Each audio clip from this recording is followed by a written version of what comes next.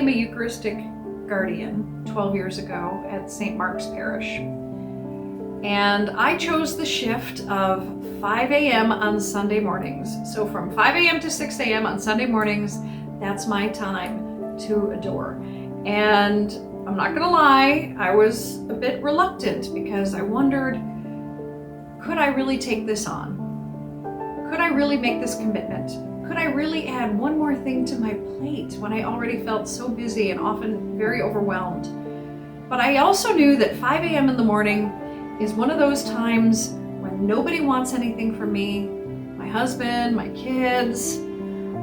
I knew I could carve out that hour and commit that hour to the Lord.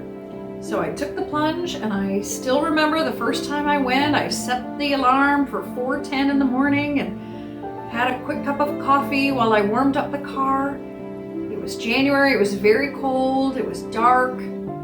I got over to the chapel and I went inside the chapel, and it was so beautiful and so peaceful. With Jesus and the monstrance and the subdued lights and the flickering candles.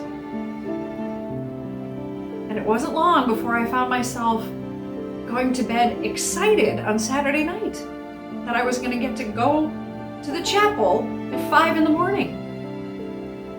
If anyone had told me that, I wouldn't have believed it.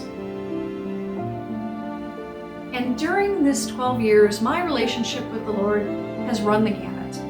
There have been times that I've been in the chapel and I've just felt my heart pouring out to Him. And then there's been other times when I sat in the back with very little to say and wondering if I'd be able to stay awake. But the one thing that didn't change, the one constant, was Him. Every single week, He's there and He's waiting for me.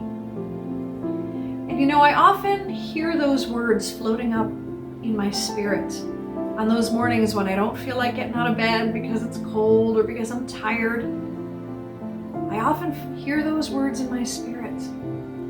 I'm waiting for you. And that always seems to be enough to get me there. And sure enough, there He is, waiting for me. Me.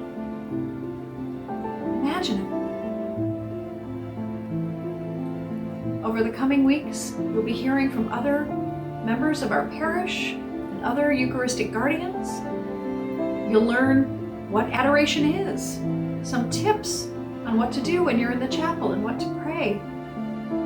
And also, what are some of the fruits? What are some of the graces that you can expect as an individual, but also for our parish as we embark on this continuous, sustained, intentional prayer for our community.